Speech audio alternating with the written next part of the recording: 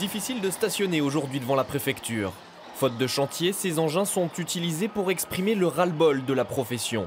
Ils sont le reflet du chômage technique des entreprises qui n'ont pas pu redonner du travail à près de 80 personnes cet été. La profession est découragée devant cette situation. De toute façon, tout a été dit, en travers, en long et en large. On est au bout du rouleau, quoi, tout simplement. Ça me rappelle un peu la crise de 92 où c'était le désarroi. Donc je suis convaincu qu'il y a des pistes de développement sur l'archipel. Mais bon, aujourd'hui, je pense que les premiers de cordée doivent tirer le territoire vers le haut. Les premiers de cordée comme les deux mairies, la collectivité et l'État, qui étaient tous rassemblés hier pour évoquer l'avenir de la commande publique et tenter de trouver des solutions. Bien sûr que je comprends leurs demandes. La réponse n'est pas facile à donner parce que plus d'argent, ça veut dire qu'il faut trouver de l'argent et puis il faut d'ailleurs avoir derrière des projets qui peuvent se mettre en place rapidement.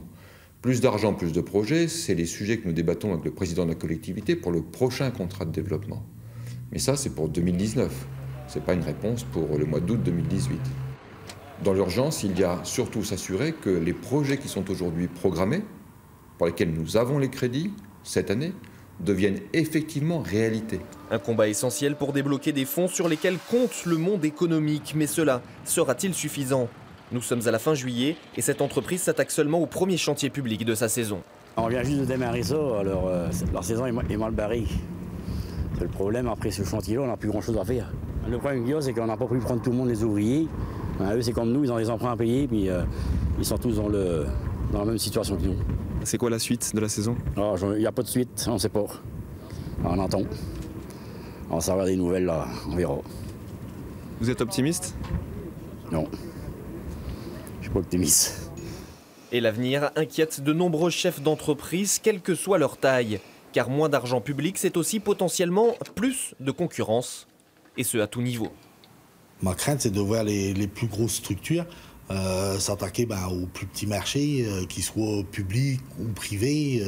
Donc, quand la commande publique n'est pas là, tout le monde s'éclate un petit peu partout sur tout ce qu'il y a de petits travaux pour pouvoir travailler, ce que je comprends bien, hein, c'est l'activité principale. Et puis après, ça peut se terminer un petit peu en guéguerre, et puis ce qui n'est pas bon du tout pour le secteur des bâtiments et travaux publics. Hein. Et le temps presse pour ne pas en arriver là. Il ne reste déjà plus que 4 à 5 mois avant que les conditions météo ne paralysent comme chaque année l'activité. Selon l'aveu de plusieurs travailleurs, il va falloir tenir le coup jusqu'en 2019.